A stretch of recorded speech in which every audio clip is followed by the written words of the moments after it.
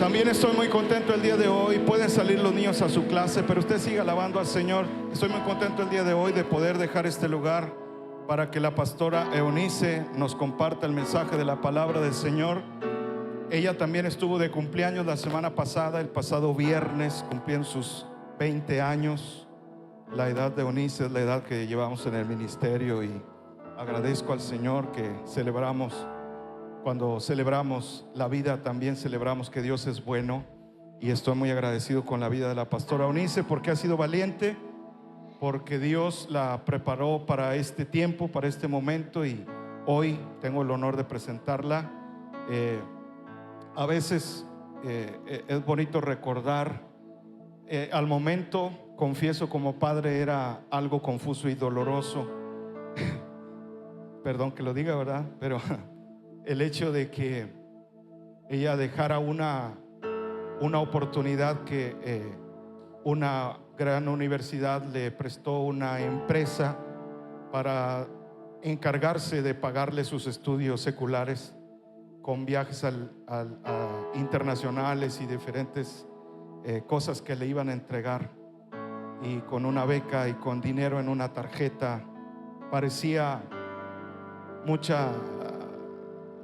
algo extraordinario, increíble. Y obviamente por su desempeño, por su estudio, por ser siempre alguien destacada en la escuela, por su esfuerzo obviamente, y por la gracia de Dios.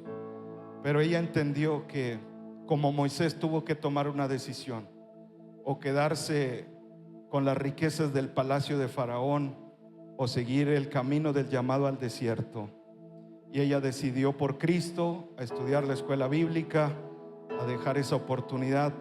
Se la ofrendó a Dios, y creo que esa ofrenda ha valido mucho ante los ojos del Señor, y creo que por eso la gracia y el favor del Señor está sobre su vida, porque decidió por Jesús. Así que hoy recibimos la palabra del Señor, de esta mujer valiente, de esta mujer de fe. Escuchamos a la pastora Eunice. Dios les bendiga.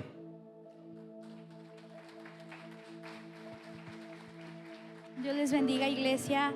¿Qué les parece si oramos para empezar esta palabra del Señor? Amén. Que cierres tus ojos y dispongas tu corazón para lo que Dios quiere hablarnos en esta hora.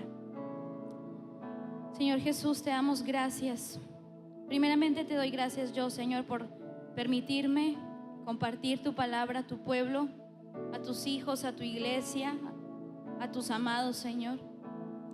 Y te damos gracias, Señor, porque tu palabra es fiel y verdadera, Señor, porque podemos confiar en ti. Gracias porque nos has sostenido hasta el día de hoy, Señor. Hoy podemos decir que tú eres bueno. Encomendamos, Señor, en tus manos la palabra del día de hoy, y te pido, Señor, que tú hables a través de mi vida, que tomes mi cuerpo, mi voz y todo, Señor, mi ser, que no sea yo quien hable, sino que seas tú a través de mi vida, Señor, y que tú, Espíritu Santo, nos convenza a cada uno de nosotros, Señor, para que esta palabra la guardemos, la atesoremos, sea una palabra rema, Señor, sea una bandera, sea un arma, sea, Señor, nuestro fundamento todos los días, porque es por ti que estamos en este lugar, es por ti que esta iglesia ha permanecido, es por ti, Señor, que cantamos, es por ti, son para ti, Señor, todas las cosas. Toma esta palabra, Señor, y que cada corazón pueda atesorarla, Señor, y ponerla en práctica en los momentos difíciles, Señor. Recordar que tú eres bueno, que para siempre es tu misericordia. Gracias por lo que harás, Señor, a través de esta palabra. A tu nombre, toda la honra y toda la gloria por siempre y para siempre. Y la iglesia del Señor dice: amén. Amén. Bueno, hoy tengo el gusto de compartir con ustedes la palabra de Dios, y lo que voy a hablar con ustedes es una verdad que es sencilla, pero a la vez es complicada, y no basta toda la vida para acabar de entenderla. Esta es una palabra, una verdad fundamental de nuestra fe. Es teología que un recién convertido y alguien que tiene años siendo discípulo del Señor puede entender, pero al mismo tiempo vivirla y comprender la grandeza y la magnitud de esta declaración nos alcanza toda la vida e incluso la eternidad para seguir adorando al Señor por esta verdad. Esta verdad es el Evangelio resumida en 3 palabras. Cristo es Señor. ¿Cuántos pueden decir amén? Cristo es Señor. Cristo es el Señor. Y aunque a lo mejor tú escuchas esto y dices, bueno, es lo básico que yo entiendo cuando llego al Evangelio, cuando acepto a Jesús en mi corazón, recordar esta palabra todos los días y vivir esta palabra todos los días realmente es un reto. Cristo es Señor no es una palabra, una declaración que nosotros debamos tomar a la ligera, es un compromiso. ¿Y por qué te estoy diciendo esto? Porque a lo mejor nosotros en el tiempo en el que nos encontramos hoy hemos normalizado de cierta forma o hemos vivido mencionando cada día en el púlpito o en tu lugar o en la liturgia de la iglesia estas 3 palabras: Cristo es Señor. Pero en el tiempo de la iglesia primitiva, en el tiempo de la iglesia de Hechos, cuando el Espíritu Santo llenó a aquellos 3,000 y fueron multiplicándose y los apóstoles iban avanzando, alcanzando más gente, haciendo discípulos, decir Cristo es Señor no era cualquier cosa. El cristianismo no empezó como una religión, el cristianismo empezó como una resistencia, como un grupo de rebeldes. No empezó como lo vemos ahora, con todo paz y tranquilidad. Ellos eran fugitivos, eran rebeldes, eran encarcelados, eran golpeados por decir estas 3 palabras: Cristo es Señor. Porque en el tiempo de Roma, cuando Roma aún tenía el dominio, ellos decían César es el Señor. César es el Señor y a César le rendimos nuestra vida se la damos a él, le ofrecemos ofrenda, es el nombre máximo, la autoridad máxima sobre la tierra en la que nosotros estamos hoy. Pero se levantó un grupo de valientes, tocados y llenos por el Espíritu Santo, que dijeron Cristo es Señor. ¿Y qué pasaba? Que cuando ellos no se inclinaban a decir César es Señor, ellos tuvieron que resistir luchas, resistir pruebas, persecuciones, asesinatos, enfermedades por decir estas 3 palabras. Y a veces nosotros, la regularidad con la que lo mencionamos nos hace entender esta palabra como si fuera algo sencillo, algo simple, algo pasajero, algo que ya me lo sé, que es lo básico que entiendo cuando llego al Evangelio. Pero esta palabra para aquellos hombres no era solamente una declaración de fe, era una decisión de vida o muerte. Ellos salían y caminaban y predicaban y decían Cristo es Señor, y automáticamente la gente llegaba, los golpeaba o los encarcelaba, o Pablo mismo matando cristianos por decir Cristo es Señor. Y esta es una verdad que yo quiero que tú entiendas hoy, porque para la iglesia primitiva Cristo es Señor fue una decisión de vivir vidas radicales, y es lo que Dios quiere con la iglesia hoy. El deseo de Dios para la iglesia no ha cambiado. El deseo de Dios para la iglesia es que vivan vidas radicales porque saben quién es su Señor. No era solamente un cliché esta frase, esta declaración de fe, era una decisión de vida o muerte. Y saber que Jesús era el Rey soberano les daba la fortaleza de enfrentar leones en un coliseo, les daba la fortaleza de salir azotados de un lugar, como decía Juan, que fueron Juan y Pedro azotados y salieron y estaban gozosos de haber sido tenidos por dignos de padecer por el nombre de Jesús. Y algo cambió radicalmente cuando Roma adaptó el cristianismo o lo institucionalizó como la religión oficial de Roma. Porque primero ellos perseguían a los cristianos, mataban a los cristianos, y después vieron que no podían vencerlos y se unieron a ellos. Pero al unirse en lugares aquí en México, en Chiapas, en Oaxaca, que están siendo perseguidos Pero nosotros aquí en Monterrey, en Guadalupe, en Juárez, en Escobedo, porque aquí a la casa vienen de todos lados, de Apodaca, de donde sea, estamos en un lugar cómodo. Y muchas veces esa comodidad nos ha traído conformismo de la presencia de Dios y ausencia de vidas radicales. Pero hoy yo quiero que tú entiendas la grandeza de lo que tú declaras cuando tú dices Cristo es Señor. Y quiero que lo veamos a través de la carta de Primera de Pedro, capítulo 4. Si me acompañas, por favor, en la carta Primera de Pedro, capítulo 4.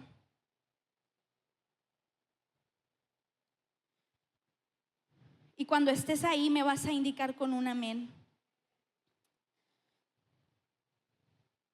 Este pasaje, Primera de Pedro, capítulo 4, habla acerca de la actitud de un cristiano en los últimos días. ¿De qué habla? La actitud de un cristiano en los últimos días, en los días que nosotros estamos parados. Esta verdad que Pedro escribió hace muchos años no ha cambiado hasta el día de hoy, sigue siendo la misma, y Dios quiere que sigamos viviendo de esta manera. Y quiero que consideres que esto que Pedro está redactando no se lo está diciendo a una iglesia que no está enfrentando pruebas, o que no está siendo perseguida, o que no está haciendo que mamás están viendo como sus hijos mueren por decir Cristo es Señor, o que no están, que están siendo maltratados, dañados, criticados duramente. Esta carta es para esa iglesia. Nosotros hoy, que en la comodidad, a veces lamentablemente vienen pruebas a nuestra vida y nuestra fe rápidamente se tambalea, rápidamente nos rendimos. Pero lo que Dios quiere hacer hoy contigo es animarte, fortalecerte, levantarte con estas tres palabras: Cristo es Señor.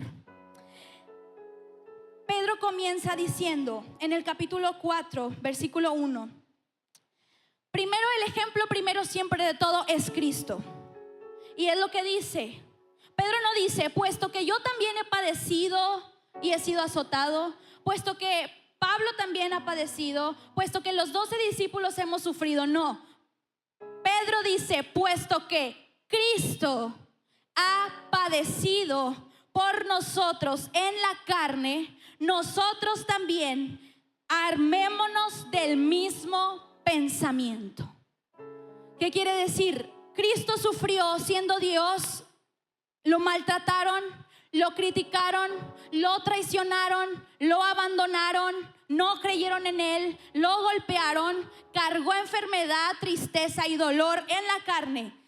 Y Él es nuestro mayor ejemplo. Cuando nosotros volteamos a ver a Cristo, nosotros nos podemos armar del mismo pensamiento para resistir en los momentos de lucha y de prueba.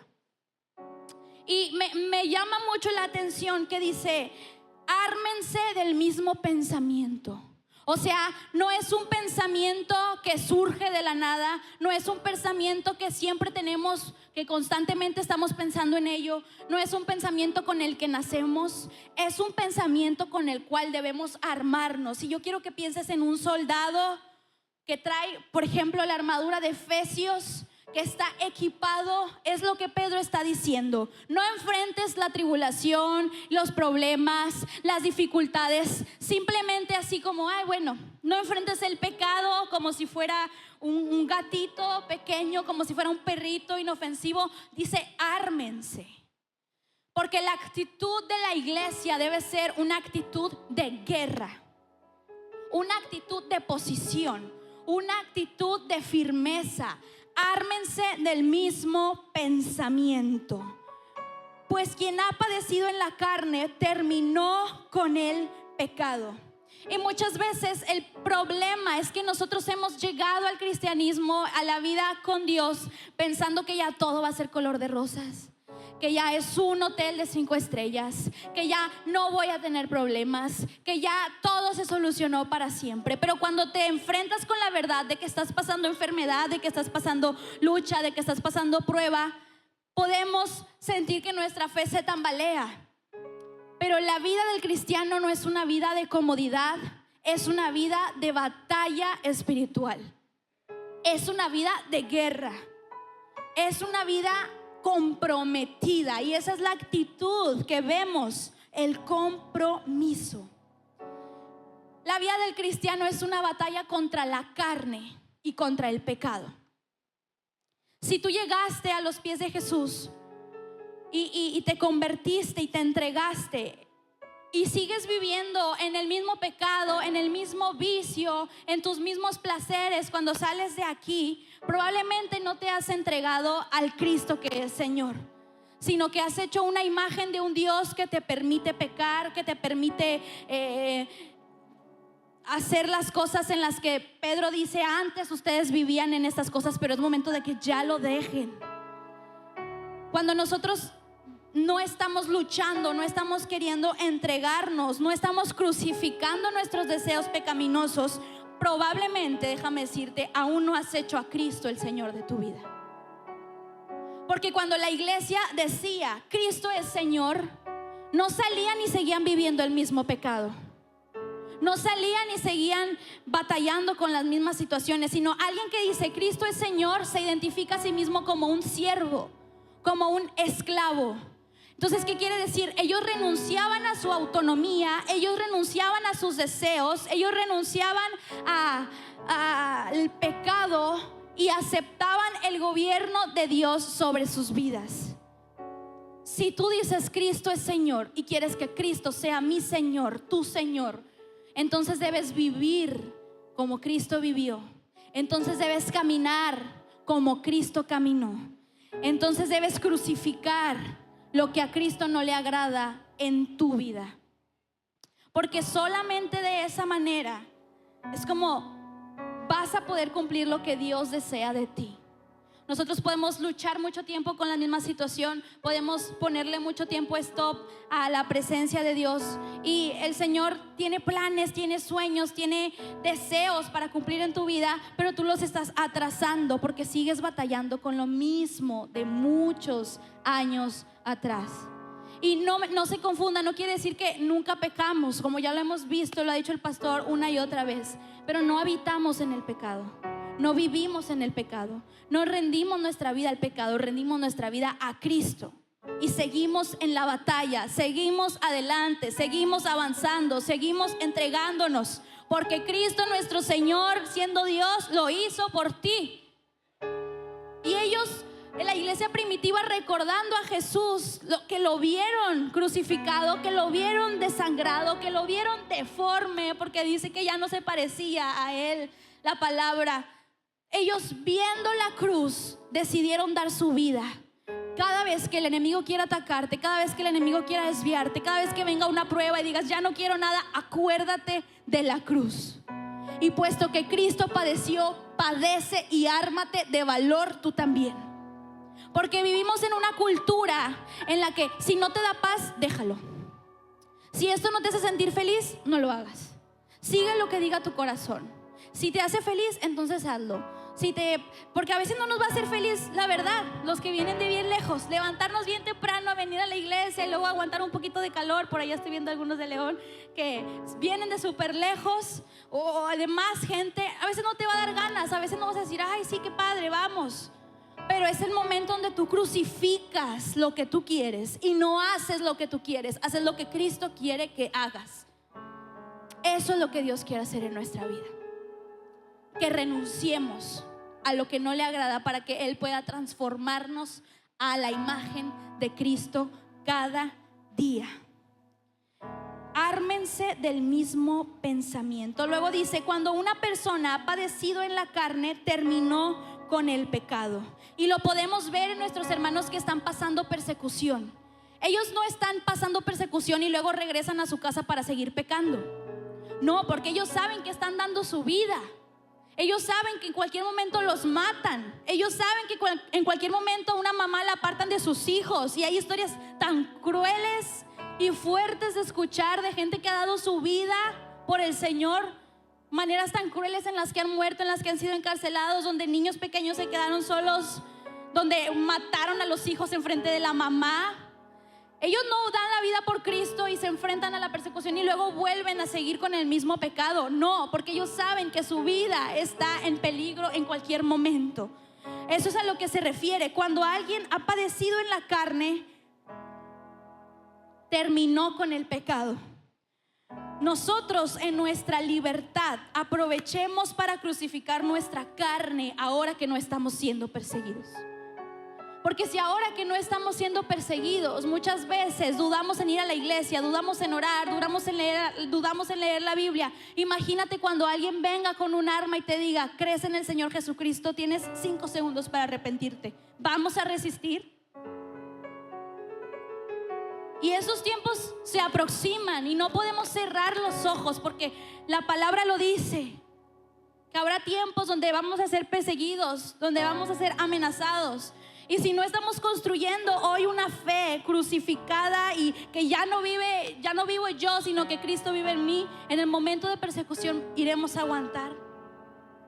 Necesitamos hacer a Cristo el Señor de nuestra vida. Este capítulo habla de cómo vivir el tiempo que nos resta y dice: puesto que Cristo ha padecido por ustedes en la carne, ustedes también ármense del mismo pensamiento, pues quien ha padecido en la carne terminó con el pecado. ¿Para qué? Para no vivir el tiempo que resta conforme a la carne, conforme a las concupiscencias, sino conforme a la voluntad de Dios. La palabra conforme quiere decir que se adapta a un patrón, que se adapta a un molde, que cambia para encajar en cierta estructura. Y Pablo nos dice en Romanos 12 que no nos conformemos a este siglo, sino que nos transformemos. Que no nos adaptemos a la cultura, que no nos adaptemos al pecado, que no nos adaptemos a nuestros deseos, sino que nuestra forma sea transformada, sea cambiada en una nueva imagen, a la imagen de Cristo. Si tú has hecho de Cristo tu Señor, no vivas conforme a los patrones del mundo. No estamos llamados a adaptarnos, estamos llamados a transformarnos a la imagen de Cristo. Alguien que declara a Cristo como su Señor ya no puede vivir de manera autónoma. Ya no puede decir: es que yo quiero esto, es que claro que hay deseos que nosotros queremos, los ponemos en oración y Dios los cumple conforme a su voluntad. Pero si la voluntad de Dios es no, nosotros no podemos ir en dirección de sí, porque nos hemos crucificado, porque hemos dejado nuestra vida atrás para vivir como el Señor quiere que vivamos. Un cristiano, un seguidor de Cristo, no hace lo que bien le parece, hace lo que a Cristo le parece bien. Hace lo que el Señor anhela que cumpla en su vida. Y luego Pedro dice: baste ya. Voltea con la persona que está a tu lado y dile: ya estuvo bueno, ya párale. Ya, basta ya. Basta ya, dice Pedro. Baste ya el tiempo pasado para haber hecho lo que agrada a los gentiles. Basta ya de la vida que llevamos antes, en la cual nosotros nos juntábamos con nuestros amigos, hacíamos cosas que a Dios no le parecen, en la cual nosotros vivíamos en pecado, vivíamos en esclavitud. Dice Pedro: basta ya de vivir como le agrada a los gentiles. Es una pérdida de tiempo. La verdad, hermanos, y espero que no nos enojemos después de esta palabra. Es una pérdida de tiempo querer vivir, querer ser cristiano y al mismo tiempo ser alguien de doble ánimo. Ser alguien que viene a la iglesia y canta y gracias Señor, y regresa a su casa y vive de la misma manera. Le sigue hablando mal a su esposa, sigue siendo grosero con sus hijos, sigue viviendo en el mismo pecado, sigue teniendo los mismos hábitos que tuvo antes de que Cristo llegara a su vida. Es una pérdida de tiempo, hermanos. Y Dios no quiere que perdamos el tiempo. Quiere hacer que cada día cuente para la eternidad. Quiere transformarnos cada día, quiere cambiarnos cada día. Necesitamos ser una iglesia con compromiso por encima de comodidad. Y quiero que eso es lo que recuerdes hoy, que tengas compromiso por encima de comodidad. Porque el mundo, la cultura te va a decir: en donde te sientas cómodo, como te sientas cómodo.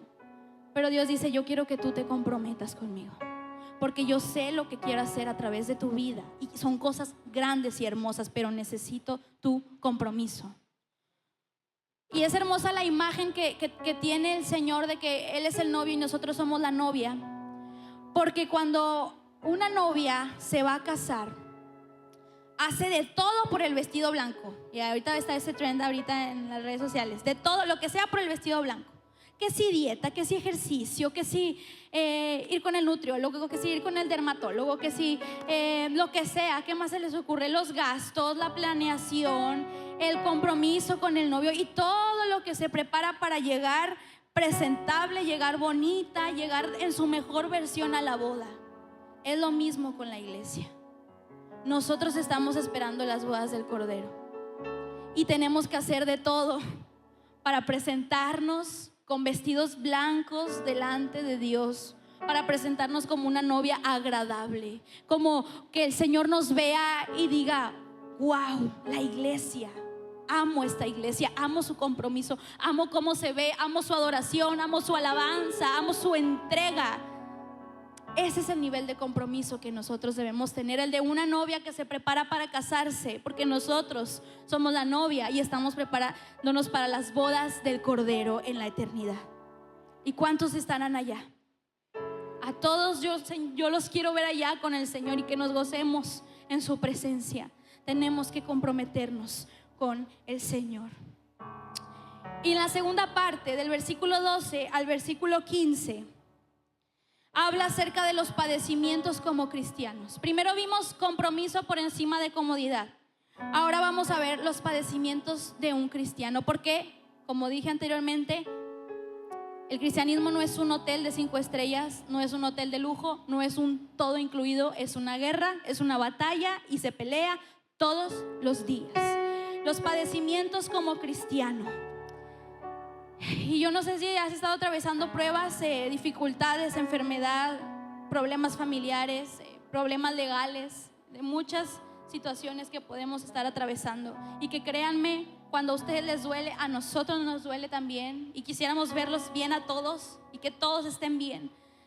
Pero también sabemos que Cristo está permitiendo situaciones específicas por gloriosos propósitos específicos que tiene para sus vidas.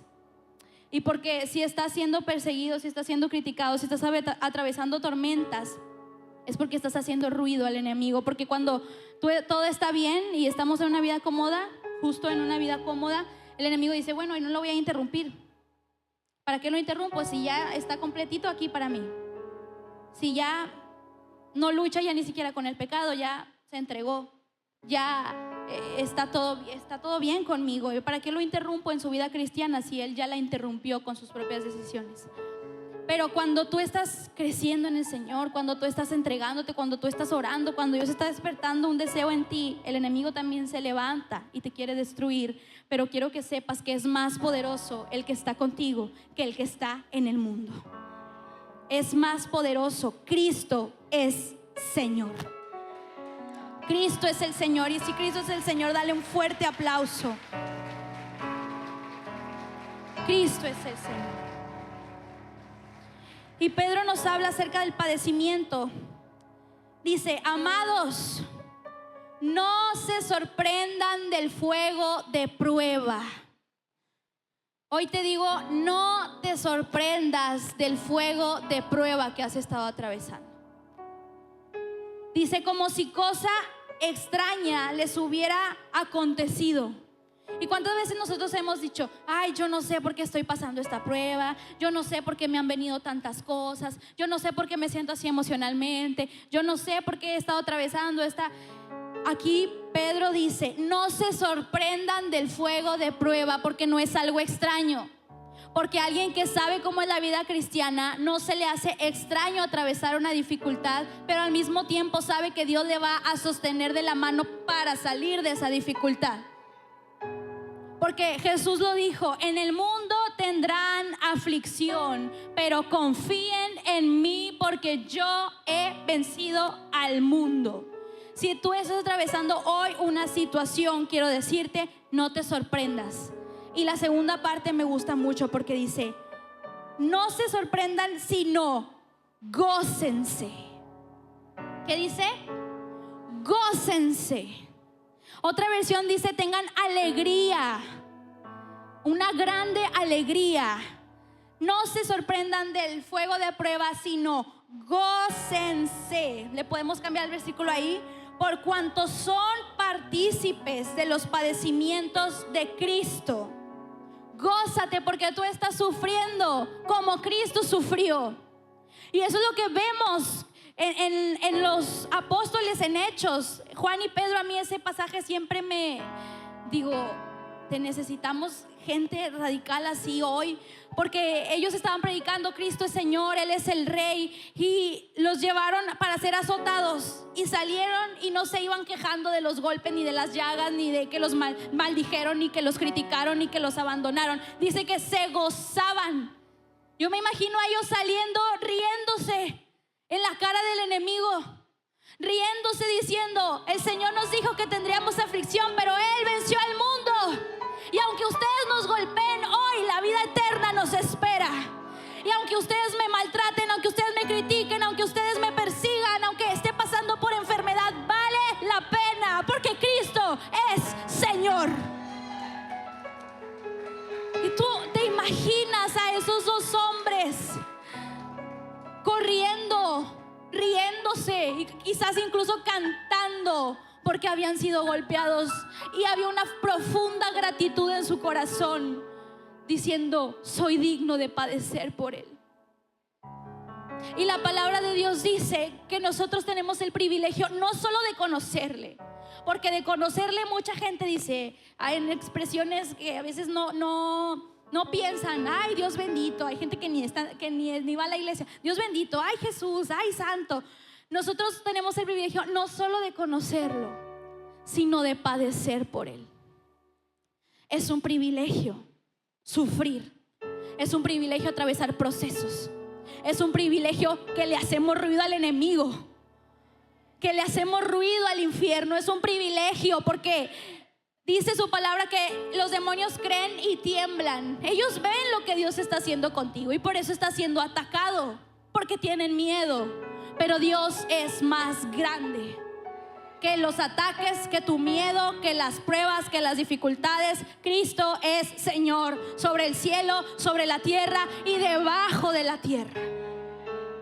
Cristo es el Señor.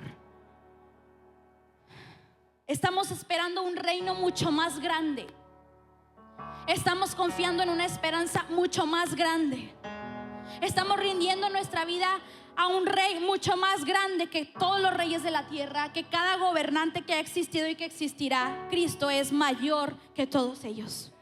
Cristo es mayor que cualquiera que se levante hoy, que se levante en 10 años, que se levante mañana, que cualquier amenaza. Cristo es más grande.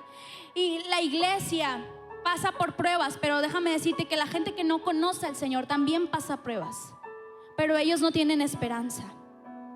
Nosotros tenemos esperanza porque lo conocemos y porque sabemos que si a lo mejor el milagro, como justo hoy estamos recordando la vida de la pastora hace un momento, la pastora Evelyn, si Dios no hace el milagro hoy, Él ya lo hizo allá.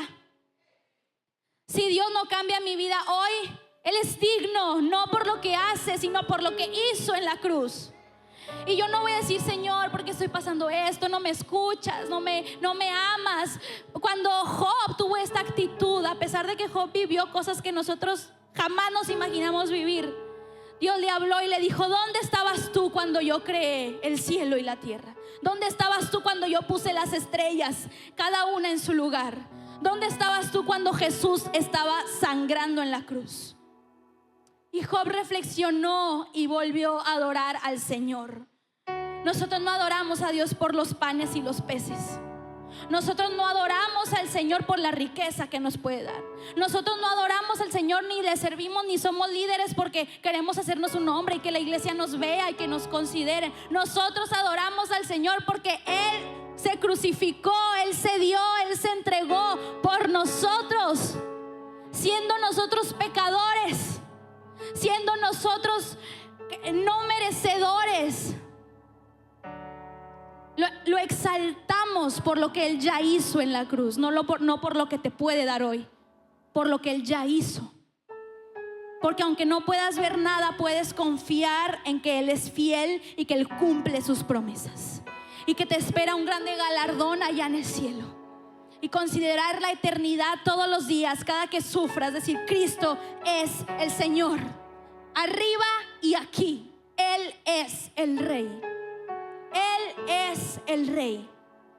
Y la conclusión a la que llega Pedro dice en el versículo 19: de modo que los que padecen según la voluntad de Dios encomienden sus almas al fiel Creador y hagan el bien. Y me gustaría ir también a 1 de Pedro 2, versículo 21 y 22. Si tú no sabes cuál es el llamado de tu vida, cuál es el propósito de tu vida, aquí te tengo la respuesta. Dice: pues para esto fuiste llamado, porque también Cristo padeció por ustedes, dejándonos ejemplo para que sigamos sus pisadas. Pisadas de sufrimiento, pisadas de prueba, pisadas difíciles. Ese es el ejemplo que nosotros tenemos y a lo que estamos llamados a padecer por Él. Dice: el cual no hizo pecado, ni se halló engaño en su boca. Jesús, sin pecado, sin mancha, padeció el peor castigo. Nosotros, cuanto más que sí hemos pecado, que sí batallamos todavía, que sí seguimos luchando, que sí nos equivocamos, cuánto más daremos nuestra vida por aquel que no pecó y sin pecar se ofreció, se hizo pecado por nosotros. Este es nuestro llamado. Y dice que quien cuando le maldecían no respondía con maldición, cuando padecía no amenazaba. ¿Cuántas veces nosotros, cuando alguien nos hace a veces apenas una cara, ya queremos ir pues ahorita le voy a decir sus verdades como quiera, y ya me tiene bien harta? Y dice: a Jesús lo maldijeron, a Dios, y se cayó. Como cordero fue llevado al matadero y no abrió su boca, sabiendo que en un abrir la boca, todos esos que le decían cosas, pum, caían como muertos. Solo que diera la orden y sucedía. Nosotros a veces no hacemos ni ejercicio, ya queremos ir a ponerle unos trompos a la gente que nos hace cosas. Pero lo maldijeron y él se cayó. Lo amenazaron y no amenazó, sino que encomendó su causa a aquel que juzga justamente. Y eso es lo que tienes que hacer tú hoy. Encomienda tu causa al Señor. Él juzga justamente. Él no es como los políticos, Él no es como los jueces, Él no es como los abogados aquí en esta tierra que hacen lo que quieren. Dios juzga justamente. Y puedes encomendar tu causa al Señor sabiendo que Él te va a sostener y te va a levantar. Encomienda tu causa al Señor. Encomienda tu causa al Señor. Dice en el versículo 4:19, 2:23 que Jesús, siendo Dios, encomendó su causa a aquel que juzga justamente. Y en el 4:19 dice: encomienden sus almas al fiel Creador. Así como Cristo se encomendó al Padre, tú encomiéndate al fiel Creador. Dile: Señor, aquí estoy. Señor, esta es mi vida, estos son mis problemas, estas son mis decisiones, esto es lo que estoy atravesando, y yo te encomiendo mi causa a ti, sabiendo, como cantábamos hace un ratito, no es mi guerra sino la de Dios. ¿Y cómo peleamos? Alabando. ¿Cómo peleamos? No peleándonos con el que nos hace bronca, alabando. Alabando, exaltando, gritando, cantando, danzando, gozándote en la presencia de Dios. Así es como tú ganas tus batallas, adorando a Cristo el Señor. Y segundo lugar dice: y hagan el bien. No nada más, bueno, Señor, ahí te encomiendo mi causa, te encomiendo mis pruebas, ni modo, pues ya, yo me quito, me lavo las manos de la responsabilidad. Dice: hagan el bien. Hagan el bien. ¿Cómo voy a saber qué es el bien? Lee la palabra de Dios. ¿Cómo voy a saber qué es lo que es correcto, qué es lo que Dios quiere? Escucha al Espíritu Santo cuando te hable. Conoce a Cristo. Algo de lo que yo les recomiendo a algunas personas que se acercan a decir que quieren empezar a leer la Biblia, empezar a llevar un plan, te lo recomiendo aquí de una vez, que empiecen por el Evangelio, por los Evangelios. Porque si nosotros estamos llamados a padecer como Cristo y a vivir como Cristo, a ser a imagen y discípulos de Cristo, pero no sabemos cómo vivió Cristo, cómo vivió Dios siendo hombre en la tierra, ¿cómo vamos a vivir de manera correcta? Estudia a Cristo, aprende de Cristo, lee el Evangelio, lee cómo Cristo vivió, y de la manera en la que Él vivió, hazlo tú también. ¿Me ayudan los músicos? Haz el bien, sé un fiel seguidor de Cristo. Y lo que Pedro dice en toda esta carta es acerca de hacer el bien. Esposo, trata bien a tu esposa. Esposa, sométete a tu marido. Hijos, sean respetuosos. Sean toda la iglesia hospitalarios con los que vengan a quedarse en su casa sin quejarse. Ámense los unos a otros con amor ferviente. Oren sin cesar porque el día está cerca. Hacer el bien, vivir como Él vivió, amar como Él amó, orar como Él oró, incluso por los que lo perseguían. Crucificar nuestra carne todos los días.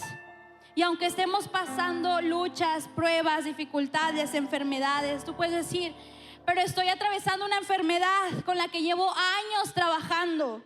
Pero su palabra dice que Él llevó todas nuestras enfermedades y todas nuestras dolencias en una cruz, y por su llaga fuimos nosotros curados. Cristo es Señor.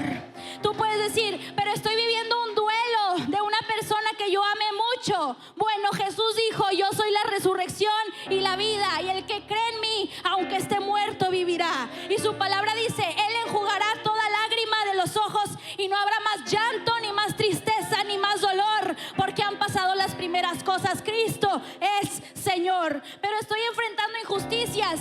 La palabra de Dios dice, el Señor es refugio para el oprimido, refugio en tiempos de angustia. Los que conocen tu nombre confían en ti, porque tú jamás abandonas a los que te buscan. Cristo es Señor. Pero el sistema político y del mundo está empeorando y no sabemos qué viene para el futuro. La palabra de Dios dice que sobre todo principado, sobre toda autoridad, todo poder y señorío, y sobre todo nombre que se nombra, no solo en este siglo, sino en el que viene, Él sometió todas las cosas debajo de sus pies. Cristo es el Señor. Pero he estado teniendo luchas y pruebas emocionales. La palabra de Dios dice que aunque tu corazón y tu carne desfallezcan, Dios es la fortaleza de tu corazón. Su palabra dice, echa toda tu ansiedad sobre mí, porque yo cuido de ti. Cristo es el Señor. Pero ya no sé quién soy, no encuentro sentido a mi vida. La palabra de Dios dice, en esto consiste la vida eterna, en que conozcan a Cristo. La palabra de Dios dice, yo soy el camino, la verdad y la vida. Cuando ya no tenga sentido, cuando ya no sepas qué hacer, sigue a Cristo. Cuando no sepas qué camino tomar, sigue a Jesús.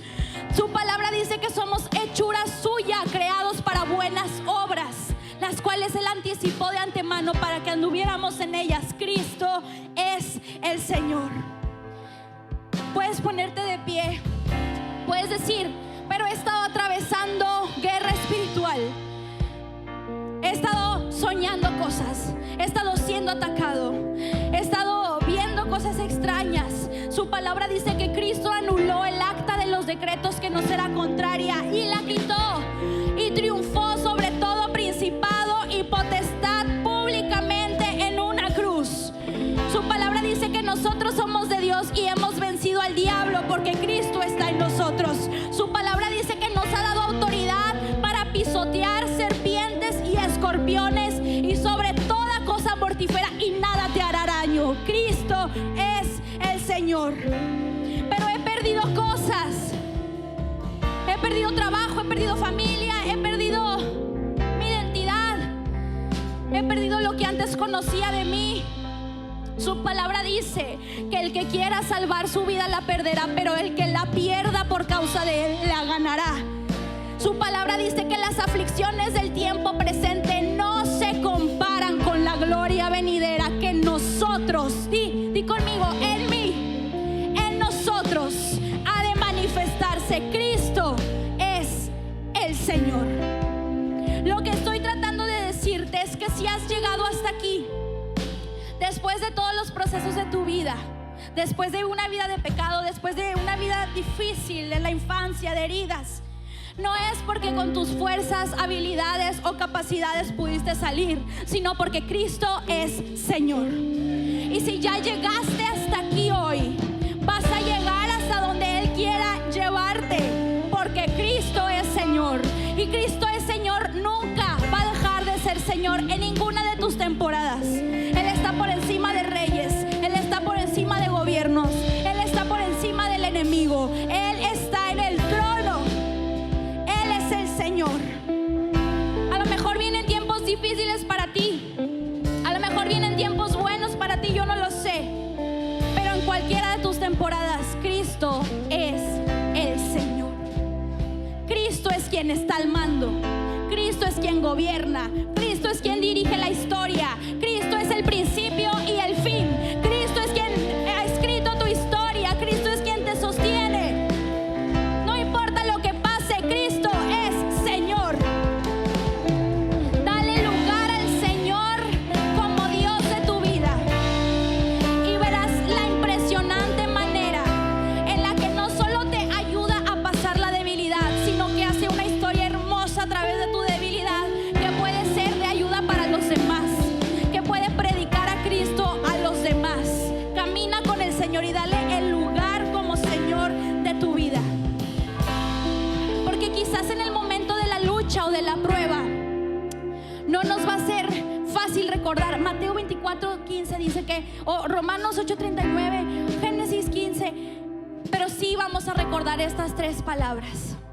En cualquier momento, en cualquier dificultad, en cualquier emoción, en cualquier tribulación, Cristo es Señor.